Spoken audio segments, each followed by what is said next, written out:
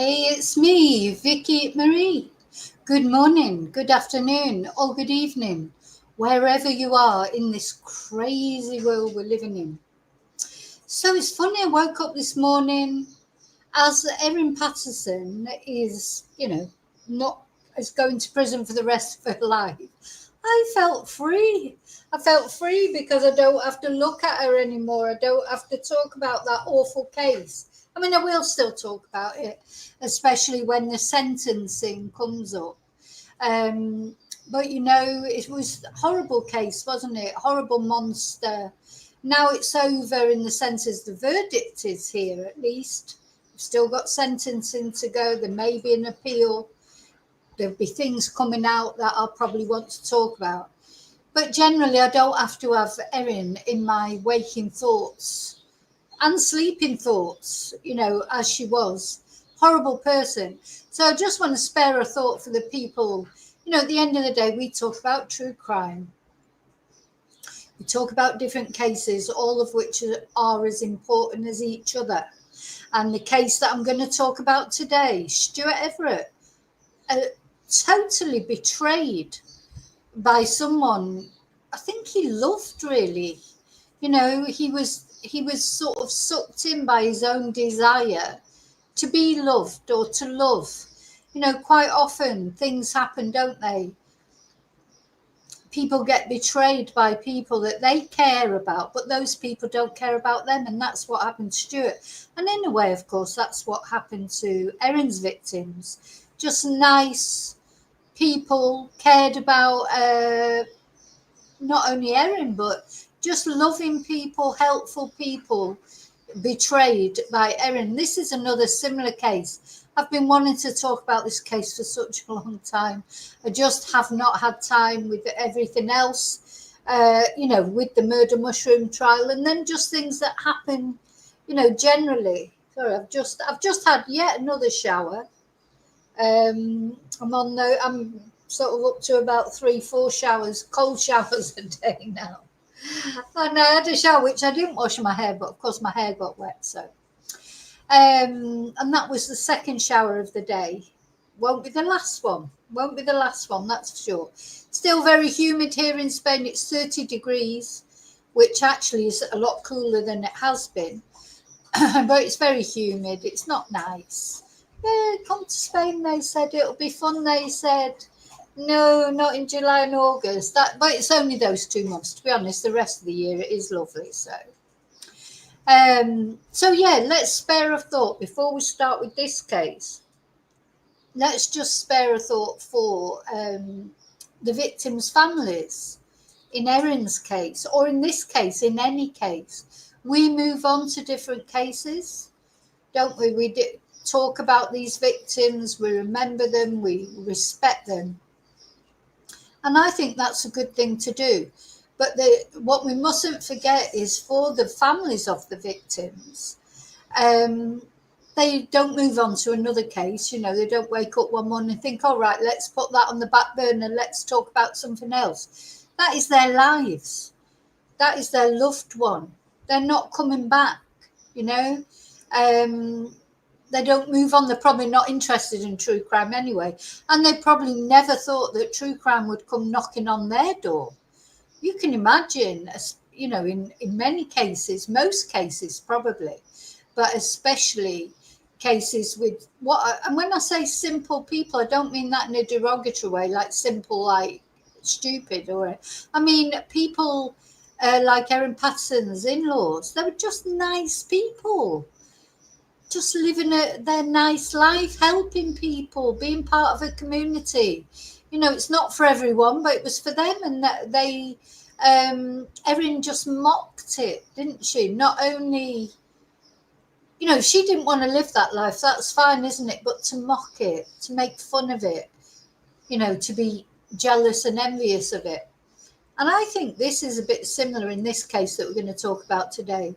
Poor Stuart, he seems like, to all intents and purposes, from what we can make out, obviously I don't know Stuart, but from what people say about him, his friends, his family, the police, he was just a nice guy. You know how they say the road to hell is paved with good intentions? Stuart had good intentions. You know, he was trying to help people. He was teaching English.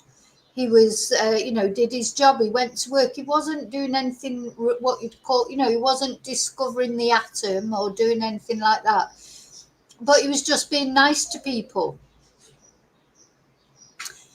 Anyway, so unfortunately it backfired on him. Being nice to people backfired on him. He was nice to the wrong person.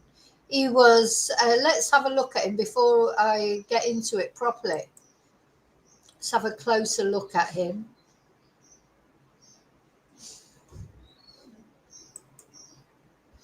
So here he is with his Christmas hat on.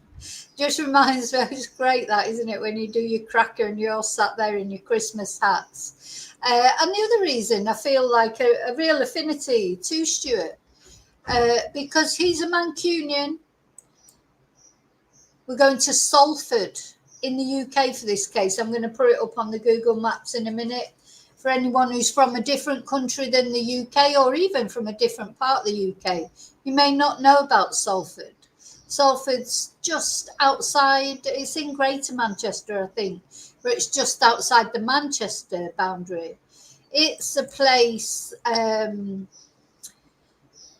was at the centre of all the industrial revolution, etc. And then, of course, with the industrial decline, the area declined. It was one of those places where you would have found the working class, salt of the earth type people at one time, hard working, community spirit. And then as sort of the industrial decline happened in the 20th century, probably when I was living in Manchester, it unfortunately did decline, and there was a lot of problems with, social disorder, etc. Then it had a regeneration, Salford, and, the Salford Quays, Media City was made, and a lot of television programmes now made in Salford. I think that Coronation Street was always made in Salford. I used to go there with my friends. It's Granada Studios, I think, has always been in Salford, I think. And we would hang around outside to try and get glimpses of the Coronation Street stars. And I remember as well seeing people like Francis Lee, who was going for a football sort of interview. He was a footballer for Manchester City. All sorts of people that we used to hang as teenagers. We were the innocent teenagers. We weren't the groupie type teenagers, which of course there were. But let me just check that actually was Coronate. Where is? I'm sure that was Salford. And I've been on the Coronation Street tour years ago. Anyway, it's Media City now. So, and the Salford Quays, like the Dockland properties were made. So it's a more of an elite place now than it used to be. It's in the north of England, in the north of the UK. Any of you are in the north, you will definitely know about Salford. If you're in the UK, but maybe not in the north, maybe you don't know about it. And if you're in another country, of course, I have chatters from all over, don't I? Maybe you don't know Salford. But let's have a look at it on Google Maps.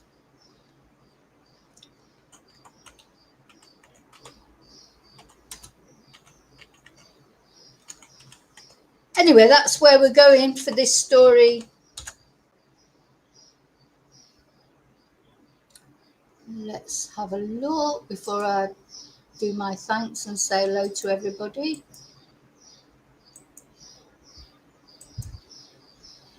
Yeah, so here we've got Manchester, and Salford, you can see, is just outside, isn't it? Just outside Manchester town centre. It's a very urban area. There are green, well, you can see there's not many green spaces, but there are some green spaces. And unfortunately, this story, just to warn you, will probably put you off going to any of those green spaces. Something sad that happened in the UK in these urban areas, I think, was that, Kersal Wetlands and these areas that are, they you know, unfortunately were used for nefarious purposes in this case. What's sad is sometimes, you know, in these areas, like you'll get the green areas, but they're not safe to go to, because people go there to take drugs or hang around, and you know, it's a shame. It's a shame, because there are some green areas, but not many. So you can see it's quite a big place. We've got Prestwich here. A lot of my family live around this area, Prestwich, Bury, etc. I find this case, I know a lot of the areas that they talk about from when I lived in Manchester until I was around, I think I was about 24 when I left Manchester. I lived in Manchester for 20 odd years anyway, before I went to Reading to live. And to be honest, when I left there, it wasn't that clever. But there has been a lot of regeneration in Manchester and areas like Salford, not only Salford, but other areas. There's been a lot of improvements, you know, so a lot of improvements in Manchester, especially North Manchester. But it needs more, like everywhere else. It needs more. Okay, so I'm going to say thank you now. Now, where am I? Oh, I want to take that off. So yes, thank you so much to all my subscribers, everyone who watches my videos, likes my videos. Do you see how I've got my nails in combination with the banner there? I thought what I'll do, I'm going to do my banner in the same colour as whatever nail varnish I've got on when I'm doing a live video. So yes, thank you to those of you buy me coffees, thank you to those of you send super stickers. Special thank you to my members, of course. I'll see you tomorrow night. I've got a special ghost story to tell you about tomorrow night, along with other things. And what else? Oh yeah, thank you to those of you who send me emails, give me heads up about trolley dollies. Thank you to all of you. Oh, I've had some lovely messages. Now, I don't want you to worry about me. I don't care about the trolls. I really don't. I just wanted them to know that I know. And that was all it was about. I literally haven't thought about it since. I really don't care. But you know what's been good about it is the lovely messages of support that I've had. Thank you so much. Honestly, I can't thank you enough. Okay, so saying that, hi lovely lurkers. Thank you for watching. For those of you who lurk, don't like coming in the chat, thank you anyway for watching. I really appreciate you watching. Hi loathsome lurkers, I'm praying for you still. And hi to replay crew. Thank you so much for watching. And now I am going to come into the chat and see those of you who are brave enough to actually join in the chat. So we've got Julie. Hi, Julie. I'm good today, actually. It is a little bit cooler, isn't it? Julie's also in Spain. I've got 30 degrees at the moment on my computer. I expect it's a lot hotter in Madrid.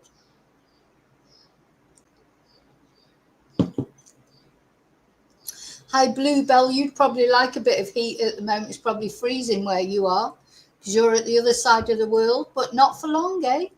You'll be coming over to visit soon.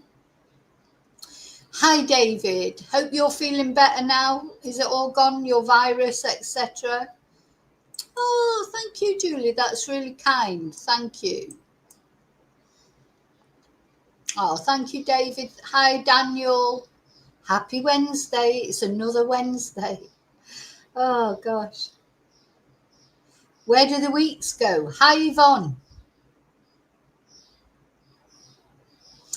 Yes, I've used the air fryer once, Julie. It's a bit small, to be honest. Could probably do with a bigger one, but it works. That's the main thing. It works. Don't have to put the oven on, because the number one son, he has the oven on every day, because he likes making chicken wings. And that's why we got an air fryer, because I thought, it would save electricity, which it has. I think it has saved electricity. But more important than that, it's not always boiling hot in the kitchen, you know, because the oven's on. But also for, you know, I've used it as well. It's not just for him, but yeah, it's a bit smaller than the last one we had. It probably is a little bit too small. So I don't know, maybe eventually I'll get a bigger one. But anyway, it's fine. You know, if you're not making great big meals or whatever, it's fine. Oh, Julie. It's only 2 months old, Julie. Is it not under guarantee?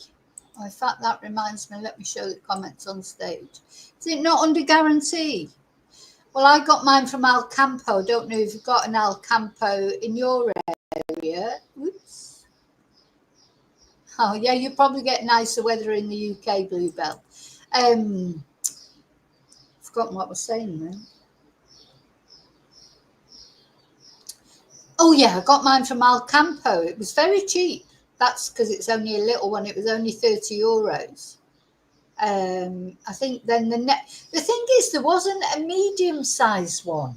Like the one I got last time, I would have bought the same one again, even though we've only used it for, you know, it only lasted, it's probably been a year.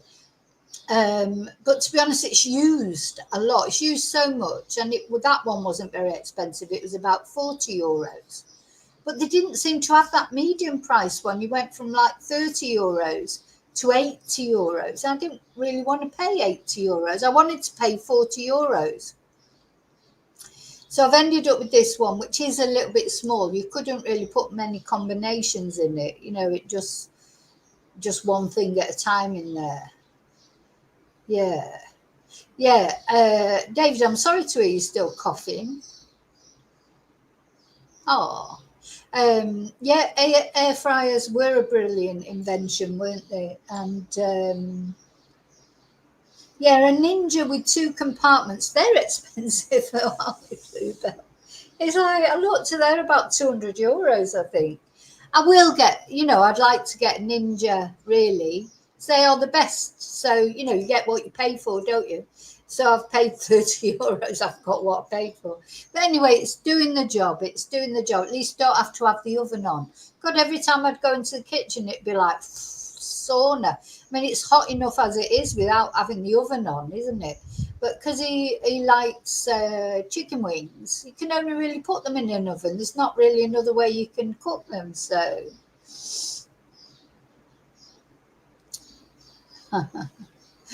David giving his cleaning advice. Yeah. Yeah. Anyway, we've got one. I mean, it's €30. So if it broke after 2 months, it won't matter, would it, really? You know, it's... But I will. It's on the list. Get a better air fryer. Just one thing at a time, isn't it? There's always something. You know, just... If I can get through one day without something going wrong, I'm happy. But, you know, they're small things. They're not important.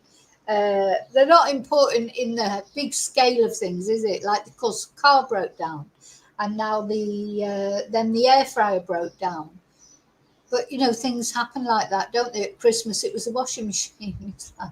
There's always something going on. But these are not important in the bigger scheme of things. So what happened to this man, Stuart Everett? You know, this is such a sad story. As I say, I think it's a sad story because, well, apart from the fact he was murdered, which obviously makes it a sad story. But I think because he was murdered by someone that he described himself as being in a relationship with. And it's just made me think about people who want love. You know, some people are so desperate for love, men and women. You know, and Stuart, it seems like he was describing his murderer who he invited into his home. His murderer was homeless, and he invited him into his home to live and described him as his partner. And in the meantime, this horrible person was calculating how to murder him. He planned it, how to murder him, how to take over his identity. Well, not his identity, but to take over his bank balance, you know, to live off everything that he'd worked for. You know, he'd worked for this other person, hadn't worked for anything. You know, he's a parasite. Just awful, awful. So it is a bit like a cuckoo case, David, except, you know, I think there was a relationship here between these two men at some point, because Stuart definitely described his murderer as his partner at some point. Now, whether they were actually partners or maybe just Stuart wanted them to be partners, it seems to me that his murderer, he didn't care about being partners or anything. He was just taking advantage of a good-natured man who was looking for love, almost desperate for love. Some people really are desperate for love, aren't they? It's very sad. And that's why the quotes that I put in the description for this case, you know, the road to hell is paved with good intentions. Sometimes nice people, they just get treated like shit, don't they?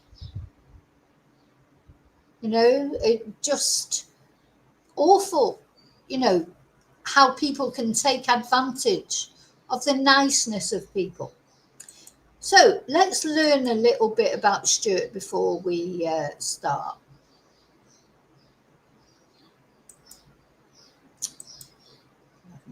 Need to find, you know, betrayal to me. I mean, listen, all murders are bad. There's no cases that we talk about that aren't bad, are they? But I just think when somebody betrays you, your good nature, you know, it's even worse, isn't it? So who was Vic? So let's talk about Stuart first, because of course he is the most important person, isn't he, in his case? Oh, and just as we go on, I just want to, you know, StreamYard's been messing, I think I told you maybe, they've been messing around with their, you know, improving their bits and pieces, and I'm just working my way around it. And look, they have put on some good things here. Look, I can put this up when I want to, like and subscribe. That's something new from StreamYard. I mean, they should do it because they charge a bloody fortune. They're about €40 a month to be with StreamYard. But I just can't go with anybody else because I don't understand the others. They are user-friendly, StreamYard, I would say. They've got the like, subscribe. They've got a thank you, a little thank you. I should put that up earlier. They've got a like and follow. They've got a Facebook one somewhere as well. I thought I'd put on there, but I don't know where that is. That might be the one for Facebook. But yeah, they've got a be right back. So when I need to take my 9-second toilet breaks or go for another drink, I can put my be right back up. They've also got a little be right back. So yeah. There's others as well. I'm just navigating myself around it. So I think I'll put the like and subscribe up. Don't forget to like and subscribe. It means I don't have to put my banners up all the time. But yeah, they have improved StreamYard. But as I say, they bloody charge you for it. So who was victim Stuart Everett and how did he meet his killer? So his killer is, I can't even pronounce his name. I'm just calling him M. Because, do you know what? I don't care about him anyway. I will show you a picture of him. Just, we'll be seeing his arrest anyway. This is him. Now, it's funny, isn't it? Because, you know, they say you can't say from people's faces whether they're nice people or not. But if you look at Stuart's face compared to his face, I'm sorry, I think you can tell. He looks like an evil twonk. It reminds me of a YouTuber that I know. Well, I don't know them. I mean, know of. But I'm not going to mention him because he just looks, he's got that psychopathic look. Anyway. So he first met him because he was teaching English to recently arrived Polish immigrants. He had worked for both the NHS and the Department for Work and Pensions and was known as Benny to his family. He was not married, he had no children. He was a fan of Rat Pack singers, Dean Martin and Frank Sinatra. He enjoyed gardening, cricket, and a bet on the horses. So he probably just got on. He's a guy who got on with his life. He never did any harm to anybody. And then, I'm presuming that he was gay. And maybe he was just looking for love when he met this man. So in 2013, he began living in a 3-bedroom terraced house on Worsley Road in the Winton area of Salford. And he started to sublet the other 2 bedrooms. And this M moved in during 2017.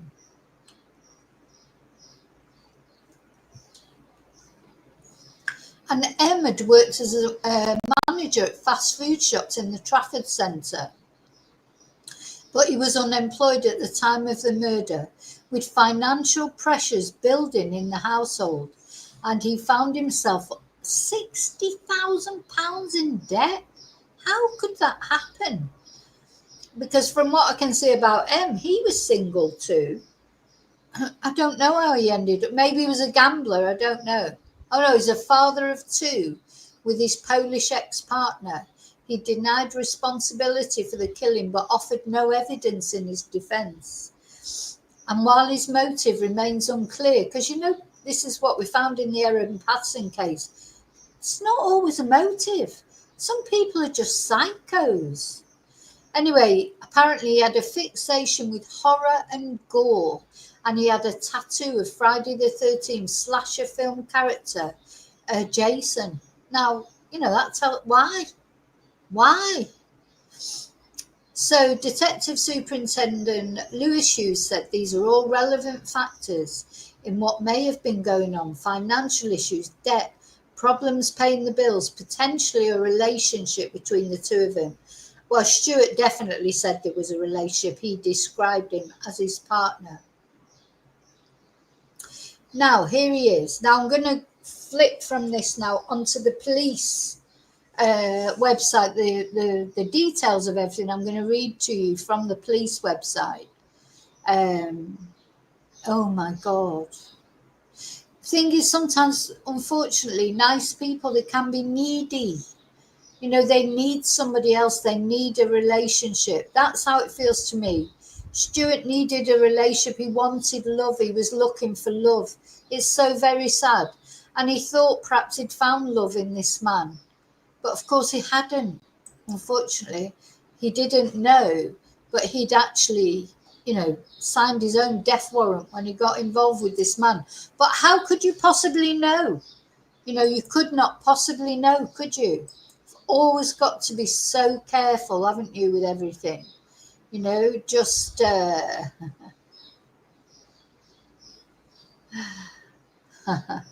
oh, thank you, Bluebell. Yes, I have come a long way with this channel. And the StreamYard, it's good. It is good, to be honest. For a technophobe like me, I can't do the OBS thing. I don't like... OBS is free, but I just don't understand how to use it. So, but I can use the StreamYard. That's why I stick with it. Used to be €10 a month, StreamYard. €10 a month. I think they lulled us all into it. Oh yeah, this is good for €10 a month. And then literally overnight, it went up from €10 to €40 a month. Anyway, never mind. It's good. At least it works. So we're now on the police, Greater Manchester Police website. And again, I just want to say, and you can criticise the police as much as you want, and I know sometimes they do the wrong thing. But would you really want to be going looking for remains, bits of people in these horrible places, probably in the rain, and just they deserve a round of applause. I think sometimes we can't underestimate what a difficult job it is. So this all started, this story, as far as publicly started, on Wednesday the 4th of April 2004. So last year, wasn't it? Last year, human remains were found by a passerby. Oh, imagine, just think, God, dog walkers quite often find remains. I don't know if this was a dog walker. It doesn't say that. It says a passerby in Salford's Kersal Wetlands. supposed to be a beautiful place. You know, these places are supposed to be lovely places that people can go to escape the urban city, you know, be at one with nature. And then what happens? You find a torso, you know, just awful. So, unbeknown at the time, what would follow would be one of the most unprecedented investigations conducted by Greater Manchester Police in recent times. It was up to our detectives to uncover what had happened, to identify this person and to ultimately find the killer. I know it's strange, isn't it? Because when you think about all the attention on Nicola Bulley, for example, which I'm not saying she didn't deserve the attention, all these cases deserve attention. But this particular case hasn't had anything like the attention. And yet this is more dramatic, really, isn't it? Even more dramatic. Human remains. Anyway, we did talk about it occasionally. As I say, since the trial and everything, I've been wanting to talk about it. But, you know, as you know, the last couple of months has been totally caught up by the murder case, the mushroom case, and also other things that have been happening. And now it's night because I want to give this guy deserves our attention. He deserves our prayers. His family deserve our attention, and the guy who's killed him, he deserves our hate, if you like, not hate, our outrage. He deserves our outrage, and hopefully he will never come out of prison. And you know, the trouble is, all these cases deserve our attention, but you know what? We can only look at one at a time.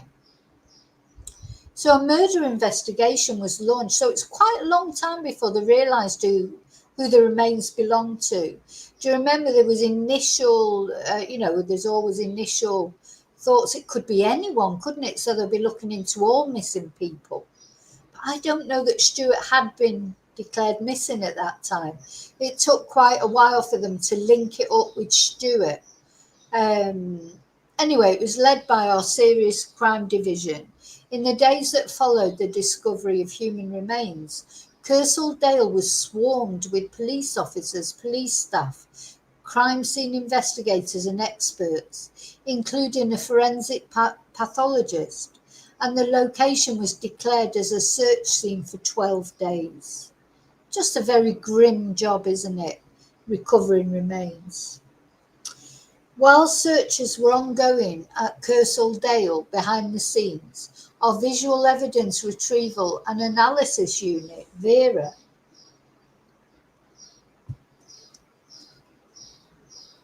were tasked with searching CCTV from around the Kersal Dale area in the days prior to the body part being located.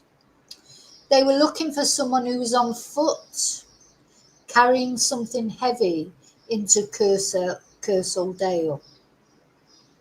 And they found exactly that. On Thursday, 18th of April 2024, they found CCTV footage showing what detectives labelled at the time as unknown heavy bag man. So this man was carrying around Stuart's remains in a carrier bag or some kind of bag. So they called, of course, at the time the police didn't know who was in the bag. They didn't know who was carrying the bag. So they nicknamed him Heavy Bag Man, struggling to carry a bag for life. Oh, what? Oh my God, you couldn't make this shit up, could you? A bag for life. He's using a bag for life. Look, here he is. Down Bury New Road in Prestwich. I know that area so well. Many of my family live around that area. I've stayed in that area.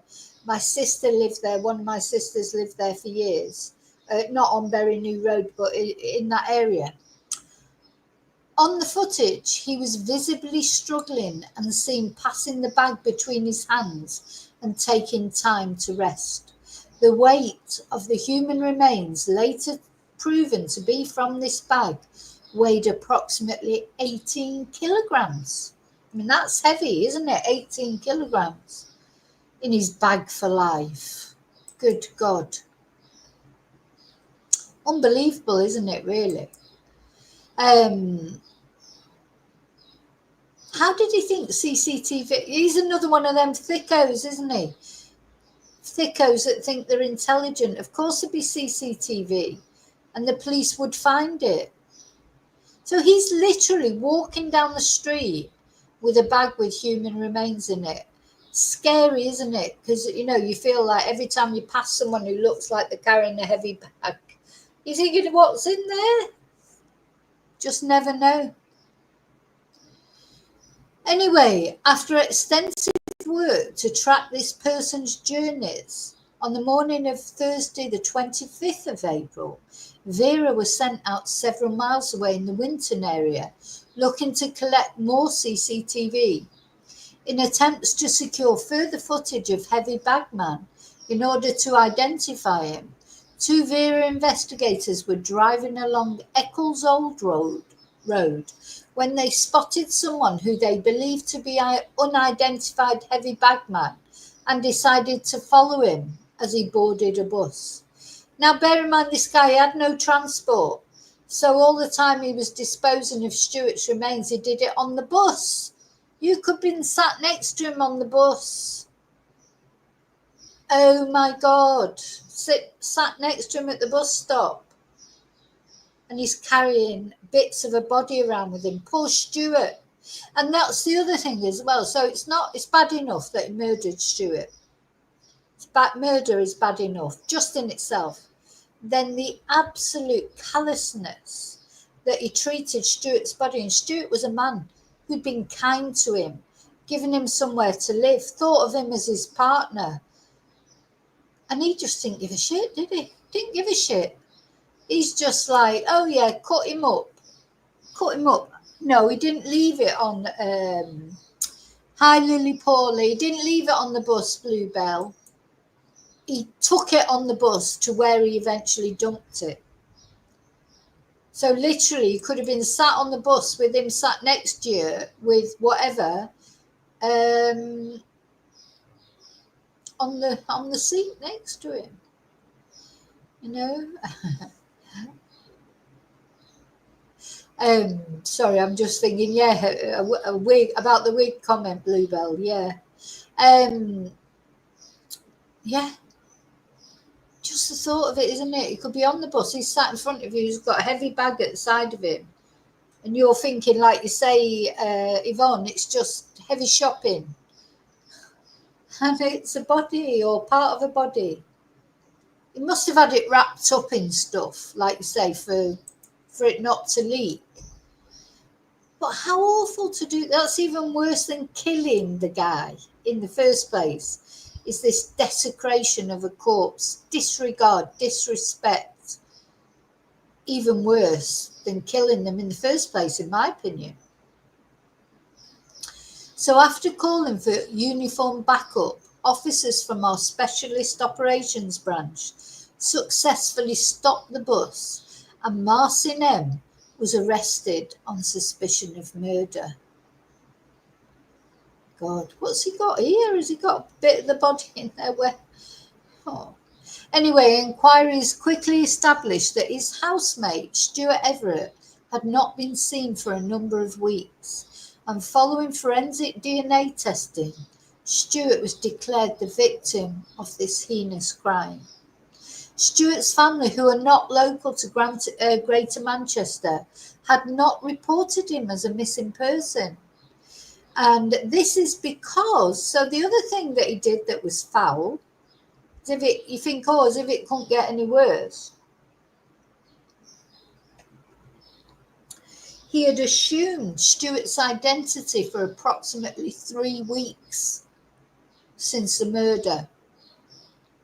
He was sending Stuart's family WhatsApp messages and even birthday cards and gifts.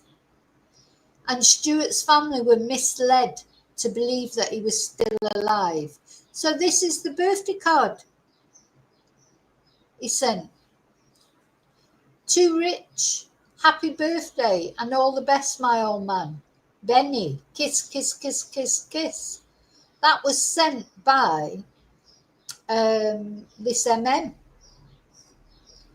Now, why has it got, what's the spade in the corner? Is that, I suppose that's a reference to gardening, but it's quite sinister, really, when you think about it, that he sent this birthday card with a spade on it. Hi, Katie. Isn't it quite sinister to see the spade here? Oh, my God. Awful, awful man. So, Marcin M. and Stuart Everett's home on Worsley Road in Winton was secured for forensic examination.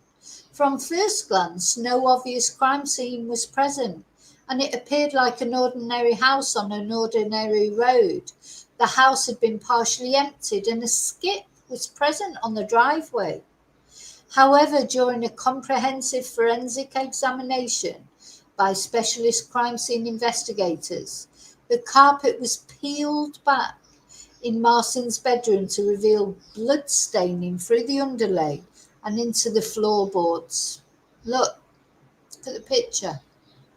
I mean, it's disgusting apart from, I mean, it's a dirty shithole. They're often shitholes, aren't they, these places where these murder scenes. Look at the state of that carpet. Anyway, so this is probably where he's cut up the body, bless. You know? Bless him. I don't mean bless Marcin, I mean bless Stuart. So, the carpet was peeled back in his bedroom to reveal blood staining through the underlay and into the floorboards, in addition to tool marks and extensive evidence of a clean-up taking place. They found that Emma used a professional rug cleaner in attempts to clean the blood-soaked carpet, but it was unable to clean one part of the carpet thoroughly enough. To cover this up, he cut a piece of carpet from Stuart's room before covering the obvious cutout with the bed. What, so he just put his bed over all this shit as well? Look at the state of the bed. The nails used to secure the replacement carpet over the bloodstains contained Marcin's DNA, proving he was responsible for covering the crime scene, concealing the crime scene. Makes you feel sick to look at it, just because of the fact that it's so dirty anyway. Through scrutinising M's call history, detectives uncovered he called a white van man for help in removing furniture from the property, and a sofa bed and a fridge freezer were taken to a lock-up in Bury. Through examination of M's mobile phone, the sofa bed was successfully attributed to his bedroom. Now, do you know what? DNA, we talk about it a lot. It is a definite, what's the word? It's a definite, God, I'm sorry, I've just lost track of what I was saying because I started reading the chat. I shouldn't do that. What was I going to say? I've got to go back to that and it'll make me think of it. Oh, yeah, DNA. Definite game changer, isn't it? Because there would have been, years ago, there wouldn't, that sofa bed, they wouldn't have been, able to prove that it was from that flat. So now, these criminals, they don't realise that it's so easy now, or so much easier, I should say. It's not easy. It's painstaking work, isn't it? DNA testing is painstaking. But so now they can actually trace things, and DNA has been a game changer, like air fryers. No, sorry, I'm not being facetious, but it really has, hasn't it? Killers are getting caught, hopefully more frequently than maybe before, because and also the cases are more, what's the word? The cases are more cut and dried because DNA makes it so. So, yeah, it makes you wonder. Oh, Katie's been in the funeral industry a long time and worked with cadavers and parts at a surgical college. Ooh. Well, do you know what? I mean, thank God somebody does it, because the funeral industry, do you know what? The funeral industry, uh, we've seen quite a lot lately, and I'm sure you know about it, KD. You'll know more than anyone, having been part of that industry. That it's important that the people that work in that industry are respectful, isn't it? When your loved one dies and you send them to a chapel of rest like a funeral, you expect them to be treated with respect. And unfortunately, just like any profession, this is what I always say, it doesn't matter if you're a doctor, a policeman, a plumber, a carpenter, a Spanish teacher, whatever profession you do, there'll always be some people who aren't too clever in that profession. Mediums is another one, but these nurses, etc. When these people have got a huge responsibility, when they're dealing with, sensitive situations. So unfortunately, they're not all brilliant, are they? But some are and some aren't. Just like you call a plumber, you get a plumber come round, they do a brilliant job, or maybe they won't. But the problem is with like doctors and police and funeral directors, etc. Their jobs are so much more important. I'm not saying that plumbers' jobs aren't important, but it's not a matter of life or death. It's not a sensitive subject, is it? Like I got annoyed when someone made a total cock up of fixing my toilet. But you know what it did? It's not like it affected my emotional state, or in the same sense of if somebody cocks up your loved one's funeral or doesn't treat their body with respect, or the police don't investigate properly in a case. These things are all more important jobs in that sense, aren't they? Plumber's an important job, but it's not got the same emotional weight. So yeah.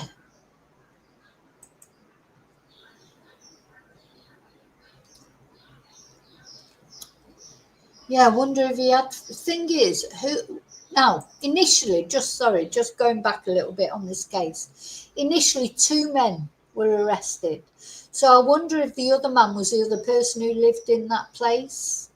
As far as I know, they had no charges or nothing. I don't even know who they are. The only person that's been charged and found guilty, spoiler alert, is this guy. So yeah, don't forget he had the freezer taken to a lockup in Bury. I mean, there might have been body parts in there when that happened. So Stuart's blood was also found on the sofa bed, which is believed to be where his life was taken. Bless him. He was probably sat there watching the telly, comfortable in his own home. You should feel safe in your own home. If you can't feel safe in your own home, where the hell can you feel safe? Anyway, in his interview, he provided minimal information to detectives. Now, I've got a video of his arrest. I think this is perhaps a good time to look at the video of his arrest. I'll find it. This is when he was arrested.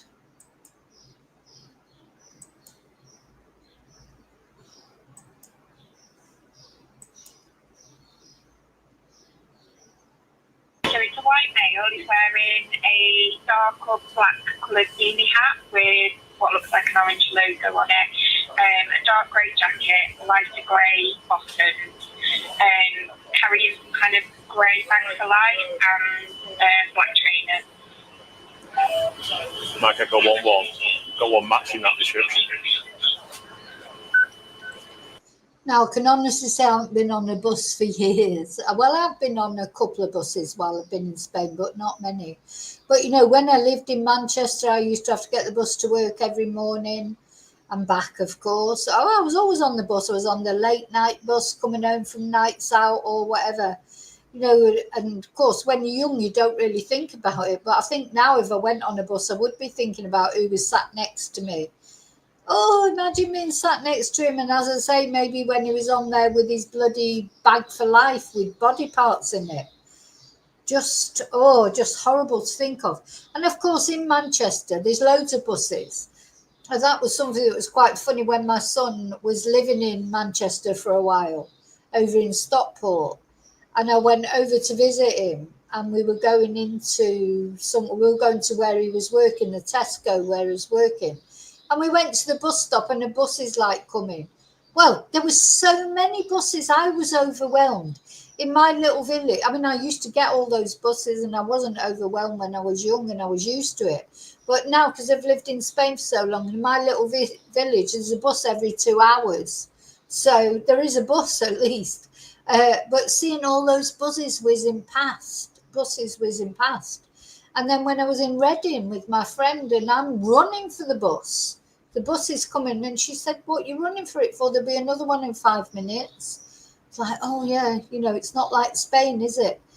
All those buses, all those people, so many people. I'm not used to being around all those people so much. But, I used to be one of those people that would always get the nutter on the bus. Is that a Peter Kay sketch that talked about that, where it was, it's like you've got a sign on your head. If you're a nutter, come and sit next to me. Oh, he would definitely have come and sit next to me. No doubt about it. I'd be looking out the window trying to not make eye contact. Because one thing in Manchester, you just didn't make eye contact. Because you make eye contact, they'd be like coming over, sitting next to you, talking to you. But they still sat next to me anyway. I'm like a beacon for the nutter on the bus. California. Being signed, you're detained for the purpose of a search while we ascertain your identity. Okay. Or if you could pass me your mobile number for Just want to look for us. Well, this group, give us a call, please. Can you double check, please? Try to check his pocket. Thank you. Somebody this group with a van to collect this potential customer that's going in. Have you got anything sharp or anything in your No, pockets that might hurt? absolutely, mate. Okay, it's fine, don't worry, we'll just check and then... That's the box drop for a van, It's please. definitely a mistake. 100%. I don't appreciate that. All we've had is information passed to us from officers investigating a serious matter as to whether you may but be something involved. happened on Just stand there. Like I Not told right you. now. Not today, but it has happened recently. Okay.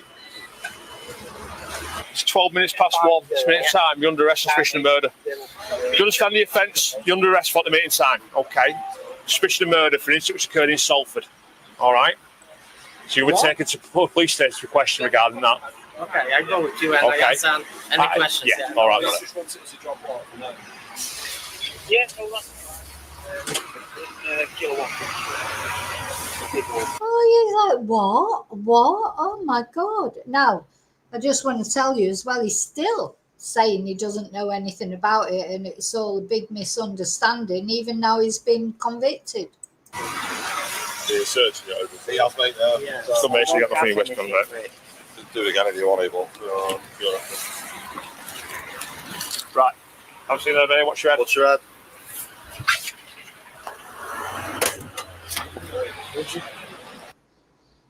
Yeah, let's just watch that again, actually.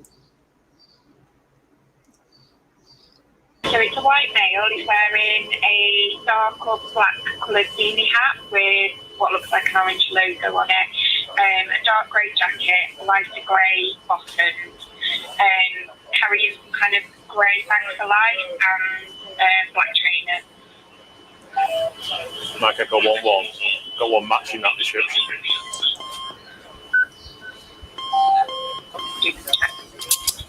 California. Being signed, you're detained for the purpose of a search while we ascertain your identity. Okay. Or if you could pass me your mobile number for Just want to look for us. Well, this group, give us a call, please. Can you double check, please? Try to check his pocket. Thank you. Somebody this group with a van to collect this potential customer that's going in. Have you got anything sharp or anything in your No, pockets that might hurt? absolutely, mate. Okay, it's fine, don't worry, we'll just check and then... That's the box drop for a van, It's please. definitely a mistake. 100%. I don't appreciate that. all we've had is information passed to us from officers investigating a serious matter as to whether you may but be something involved. happened and Just stand there. like I Not told right you. now. Not today, but it has happened recently. Okay. It's 12 minutes past 1. It's minute time. You're under arrest on suspicion of murder. Do you understand the offence? You're under arrest for the meeting time. Okay. Suspicion of murder for an incident which occurred in Salford. All right. So you were taken to police station for a question regarding that. Okay, I go with you and I answer any questions. Yeah. All right. Just want it to drop off. No. Yeah, hold on. Kilowatt. Yeah, searching it over. He has, mate. Yeah. Still make sure you got nothing in your waistband, right? Do it again if you want to, but Right. I've seen that, mate. What's your head? what's your head?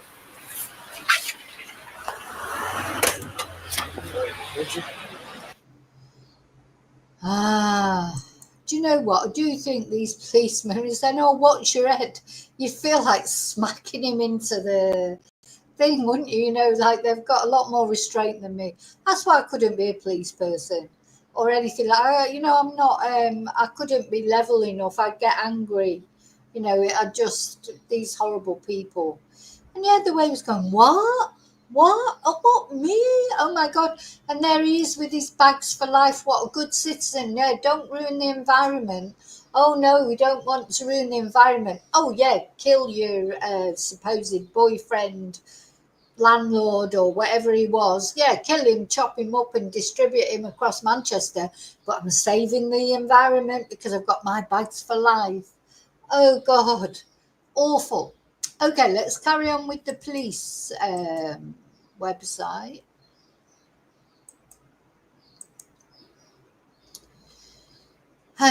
So, where are we?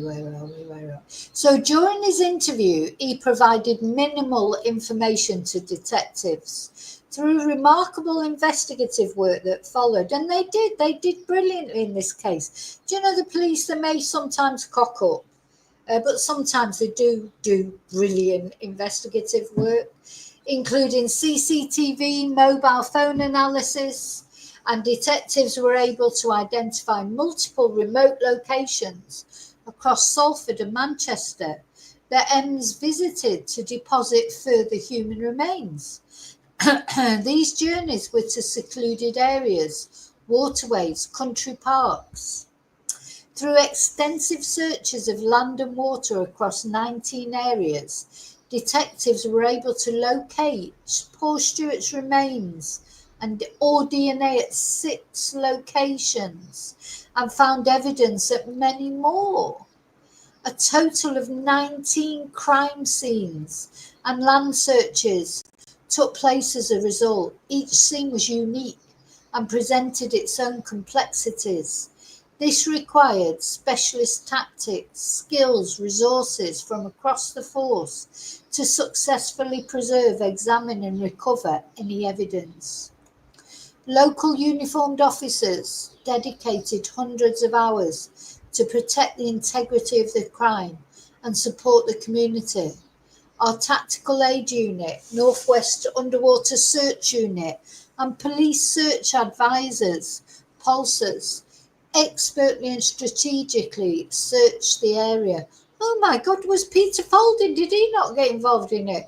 Oh my God, I'm surprised he wasn't there, looking for glory.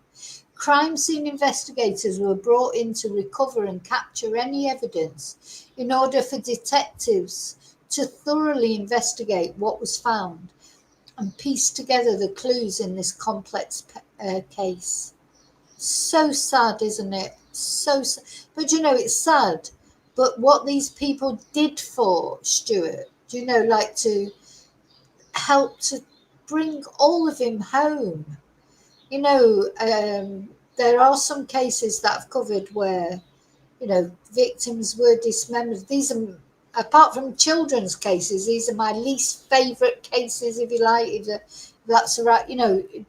Dismemberment it's just so awful. And when families don't get their whole, their whole loved one back,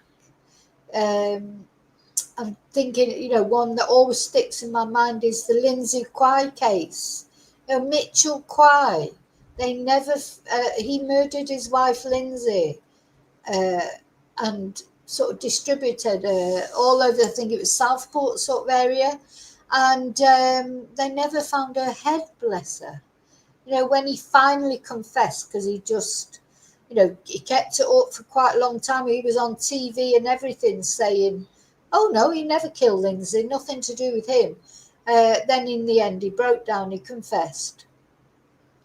And Lindsay, they had to search for Lindsay's remains. That he and his brother, Elliot, was a butcher. And you know what he'd done? As soon as he'd killed Lindsay, he'd phoned his brother. Imagine your brother phoning you and saying, oh, by the way, I've just killed my wife and you know how you're a butcher. Can you come and help me dismember and distribute her remains all over Southport? And you know, his brother Elliot, he's out now, he's free. He should never have been released. Makes me angry. Mitchell is up for parole every year. The family have to go through hell. The victim's family have to go through hell. Will he get released this year? But anyway, Elliot's been out for ages. Hope he's had his karma. So, you know, it's a sort of relief to have somebody to bury us, I suppose, and find out what's happened to your loved one. But imagine not getting all of them back. No, in some ways it doesn't matter. You know, if like me, you believe, you know, I do believe that once someone's soul departs the body, you know, they are sort of gone. But then, you know, if, you know, they're flitting around the universe, you can talk to them at any time, in my opinion. But the thought of your loved one having been cut to pieces and you don't get all the pieces back, just awful. Anyway. Or don't get any of the body back, as happens with so many missing people, murdered people. People don't admit where the body is. So a scene was secured at Blackleach Reservoir on the 27th of April 2024 as mobile phone analysis confirmed that M had been stood at all four corners of the reservoir. Again, this is something that we wouldn't have known years ago. Mobile phone data, brilliant. Detectives requested support from the Northwest Underwater Search Team to scour for evidence. A hacksaw was recovered from deep within the water, which had the victim's blood present on the blade. Remarkably, in one of the most extraordinary findings, the victim's skull was located in 4 separate pieces. 4 pieces in different areas of the reservoir. I mean, this is such a good job they've done on this to recover 4 separate pieces. This man is a complete monster, isn't he? He's a total monster. Really, really is. You know, 4 pieces. How's he done that? How has he done that? Anyway, I seem to have lost my comments. Let's have a look. Yeah, there you go. Yeah, fair play to the police. You know, it's just awful. Oh, God. So here they are. These are the real heroes. They're not grandstanding. They're just going about their job looking for body parts. You know, unsung heroes. Through comprehensive examination, officers working alongside a forensic pathologist were able to reconstruct the skull and prove that Stuart was murdered by multiple blunt force trauma injuries to the head. And the suspect had then cut the skull into 4 pieces, which was discarded at the reservoir in attempts to mask this important fact. Human remains and evidence were successfully recovered from 15 of the 19 search areas and crime scenes in this investigation. Look at his eyes. Look. Ugh. Foul person. Where am I? So human remains and evidence were successfully recorded from 15 of 19 search areas and crime scenes. So obviously they knew where to search, because these would be places that this tosser had been, this twonk. Over a 4-month period, officers recovered approximately 30% of Stuart Everett's body, but tragically, most of his remains will never be recovered. You twonk. No, you could sell what I wanted to say there. I want to put the what a twonk thing up now.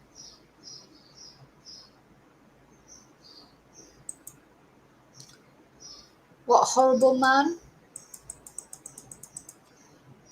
And of course, he is going to hell. Really, literally going to hell. He's got no remorse. He's not even admitting to it. Twat. Sorry, excuse my French. Sorry.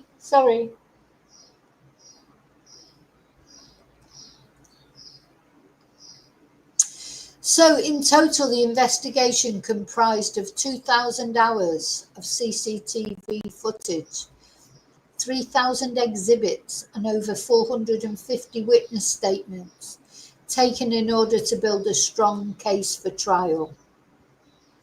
Due to the overwhelming evidence recovered, Marcin M., who was born on the 10th of April 1982 of Worsley Road, Eccles, was charged with Stuart's murder in late April 2024. And following a 2-week trial at Manchester Crown Court, he has now been found guilty of murder. His sentencing will occur at a later date. I'm going to have a look in a minute, see what his sentencing was. So, Detective Chief Superintendent Lewis Hughes said this is a case of rarely seen complexity and scale, with detectives initially responding to partial human remains found deep within a secluded wood. But we said from the start that we wouldn't give up, and the victim and their family remained at the forefront of our minds and actions throughout. We've been focused on both ensuring justice in this case, but also ensuring the victim could be returned to his family and laid to rest. We knew from the beginning we had a family somewhere that would one day learn the most distressing news that a family could ever hear. And ultimately, from that moment onwards, our duty was to recover and identify the victim in a respectful and dignified manner. And this was just as important as solving the case and catching the killer. We started with nothing, but today we have secured justice for Stuart Everett, justice in the most challenging of circumstances. The tenacity and professionalism of all officers involved has been exemplary, and they are a credit to the communities of Greater Manchester which they serve. We truly felt the public support throughout this investigation. The concern and compassion shown has ultimately helped us get to where we are today. Hundreds of officers across the force, specialist operations, CSI, detectives and police staff were all motivated to ensure the abhorrent actions of Marcin M. did not go unpunished.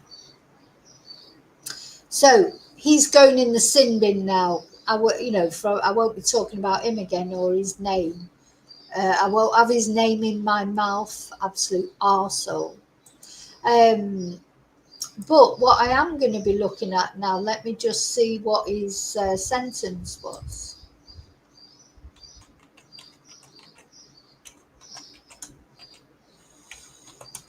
I hope it was a big one. Please, God.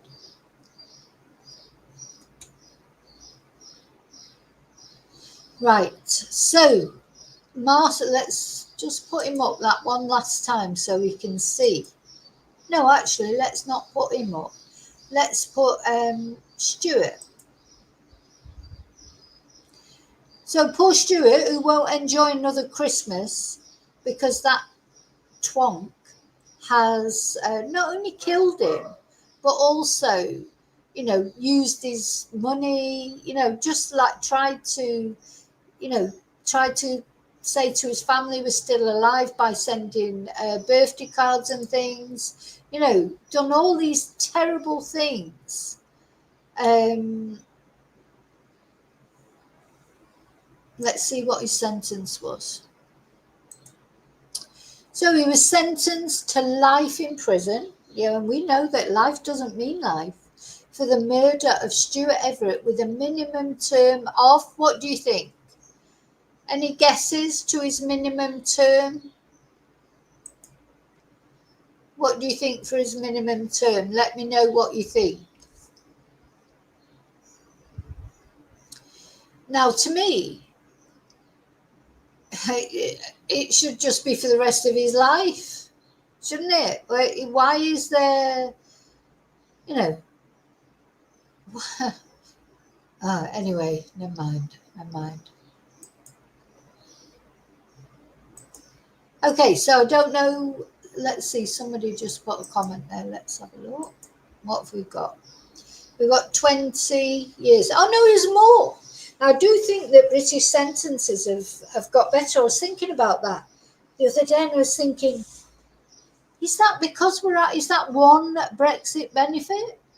Is there a benefit that we don't have to give sentences conditioned by Europe? We can give our own sentences. Yvonne's only said 15. Used to be like that, didn't it, Yvonne? So I don't know. Maybe that is one benefit of being out of Brexit, being out of Europe. If it is, I'm glad. Or maybe just things have moved on. I don't know. Let me know what you think. But yeah, David, you're more right. David's more on the right side of it. 34 years, minimum sentence of 34 years. So when was he born? Was it 1982? I think so, 2014.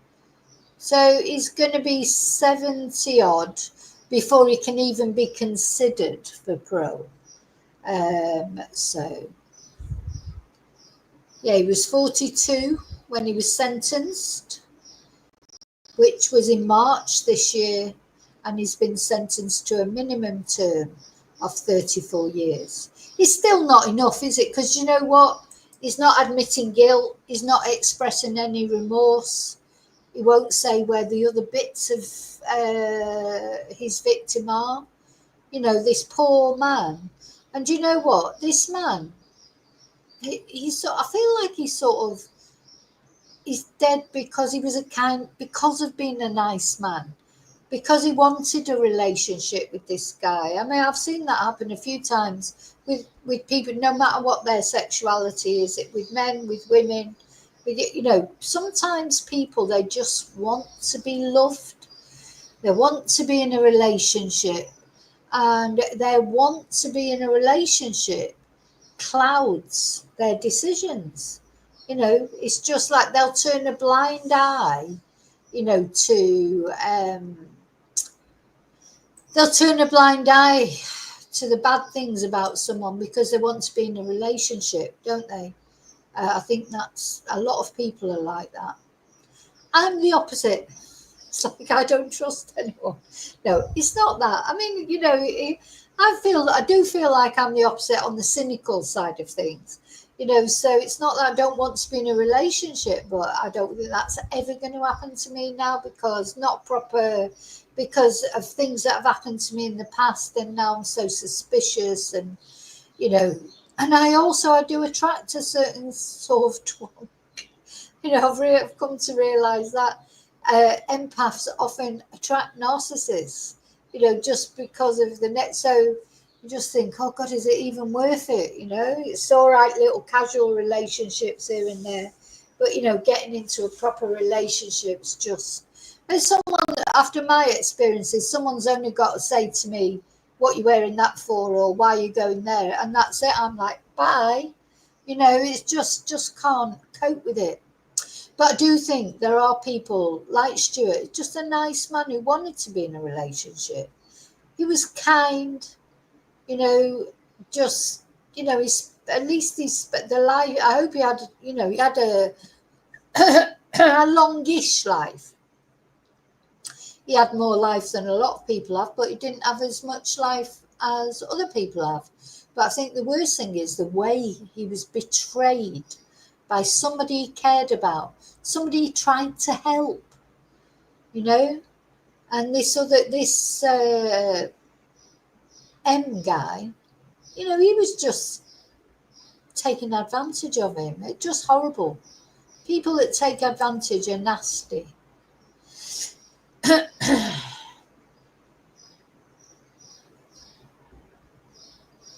Yeah. So I'm so glad that I've managed to tell this story finally. I've wanted to tell the story of Stuart so long. Because Stuart deserves this story to be told. He was a nice person, you know, and he was betrayed by a parasite, by a horrible person. It's just a shame that Stuart couldn't find someone nice like him for a relationship to settle down for his retirement. You know, it's a shame, isn't it? They couldn't manage to do that. There's probably loads of other guys out there that would love someone like Stuart, you know, that want a nice relationship and everything. And unfortunately, he got involved with this guy. And, you know, I've got to show his photo one more time, but I've got to be honest, I don't know what he saw in him either. I mean, he must have been a really good twonk, a really good manipulator, because he just... But you know what? The problem is, really, with people like Stuart, nice people sometimes, they're not cynical, are they? So they only see the good in people as well. They don't see the bad in them. It seems to me that Stuart was one of those people. And, you know, it's always these people that really we need more of them in life. We need more Stuarts in life. Nice people who try and help people, etc. And they're the ones that get taken away, aren't they? You know, bless him. Can you just put a candle up for him? And, yeah, I've been thinking, you know, I know I've finally managed to do this video, but I've thought about Stuart ever since, you know, that guy was found guilty and I saw him being arrested. And I thought about Stuart a lot, and I've just been waiting to get this video out, and I'm glad that I have. And we're all, while we're thinking about Stuart and we're talking about him, we're saying prayers for him. We're lighting a candle for him. And we're respecting the fact that Stuart, he made a difference in this world. He should not be, what's the word, defined by what happened to him in the end. He should be defined by all those nice things that he was.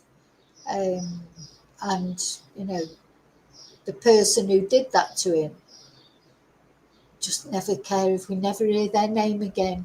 I hope he has a I hope he has a terrible time in prison. I hope he gets his karma. I hope he gets his comeuppance in prison. I couldn't care less about him. He's got no redeeming features. You know, there's nothing that we think, oh, it wasn't even a crime of passion. They think that poor Stuart was literally just watching the telly on his sofa, weren't having a row, you know, and this guy's just sort of gone out of control or whatever. Wasn't that? He planned it. He planned it. He's a parasite. He's the lowest of the low. Like Erin Patterson. He's a male version of Erin Patterson, isn't he? You know, planned it for his own, you know, whatever, his own benefit, really. Killed a nice person. I mean, Erin did worse. She killed 3 nice people, and tried to kill another one. But this guy's just the same as Erin. He's a male version of Erin. Selfish. Deserves everything that's coming to him. And whatever comes to him in prison, you can bet, you know, and I really do believe it, when he passes into the next world, be even worse. And he'll be scared. These killers, they're always scared when it comes to passing. You know, we're all a bit scared of death, aren't we? Because, you know, not that I've ever done anything like what he's done, but, you know, I haven't been an angel all my life. I would be lying if I said that. I've done quite a few things that I feel sorry for. So we're all a little bit nervous about what happens, aren't we? Unless you just don't believe in God at all or believe in an afterlife at all, then you wouldn't care, would you? Because it'd just be like, well, you know, there's nothing. But if you believe in an afterlife at all, you know, we're all a little bit worried about it because, you know, we've all sort of done things that maybe we're not so proud of, not like what he did, of course. But we have all done some things, and you know, we know we're going to have to pay for them sooner or later. But a lot of us, of course, we did them in our youth, or we did them years ago, or we did them when we were vulnerable, or whatever. Maybe we did things that we're not quite proud of, but we regret them now, you know, and we pray for forgiveness. I'm always praying for forgiveness. As I say, not from sort of thing that this horrible man did, but you know, just all, you know, if you read my Confessions of a Spanish Teacher, you'll know what I mean. You know, just things that we do. You know, we're always maybe do things, as I say, get involved in relationships we shouldn't. Just do things that we shouldn't do because we're all human. We're all human, but we don't do things like this. Okay.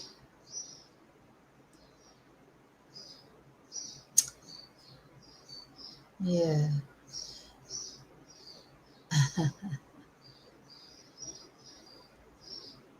I don't think there are more evil people now.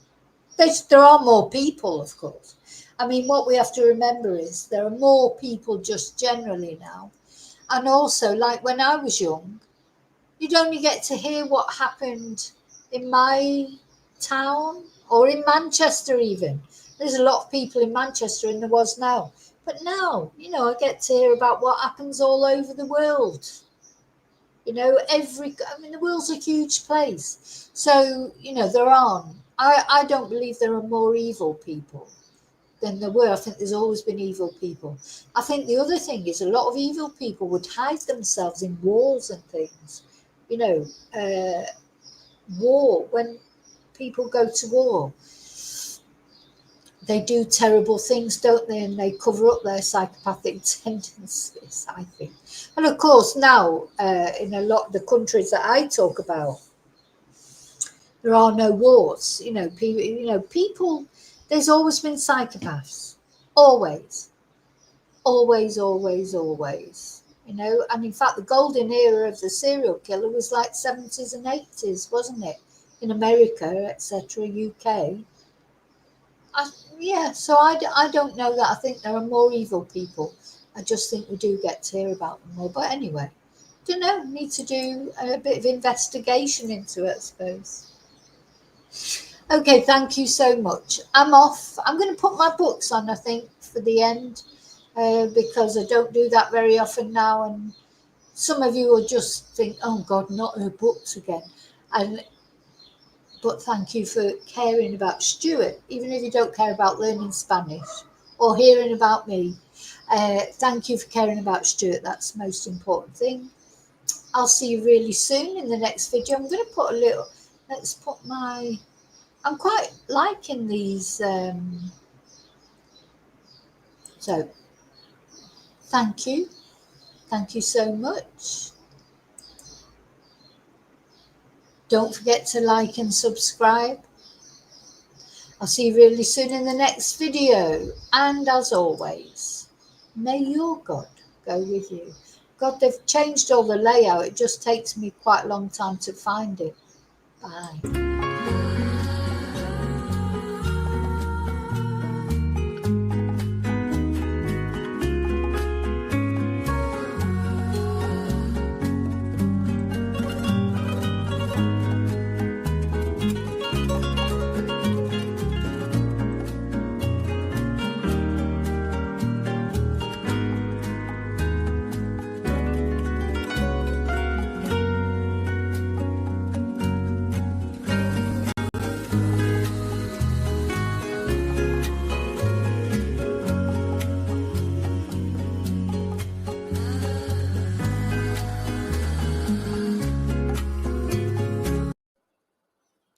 Hey, it's me, Vicky Marie. Did you ever want to know a little bit more about me and my background, how I came to become interested in true crime, how I ended up in Spain being a Spanish teacher, If you want to know a little bit about me, a little bit more about me as a person, you can find my book, Confessions of a Spanish Teacher, on any Amazon site, wherever you live in the world. And I believe that everyone has a story to tell, and this is my story. So it's the story of how I grew up in Manchester in the UK on a council estate, and very humble beginnings, and my journey through personal tragedies, disastrous romances, and triumphs to become a single mum, a Spanish teacher, and an interpreter living in Spain, and eventually a YouTuber reporting on true crime. So it details my various experiences with people and places over 20 years of teaching, over 20 years now. Ooh, where did that go? Of teaching Spanish and interpreting through the backdrop of the recession, financial uncertainty, severe flooding, and living through COVID.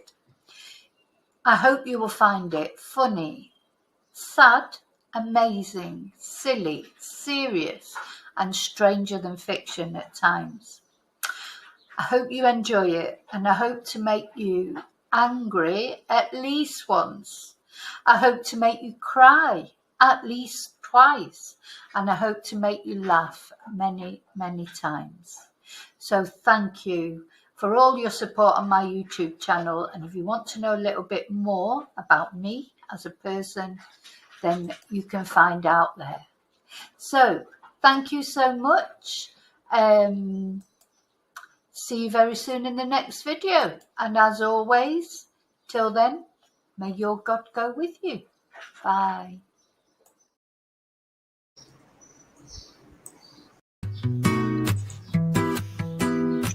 Oh, you Vicky Marie, you're so dream, you're so bold. Your YouTube world is the purest gold. With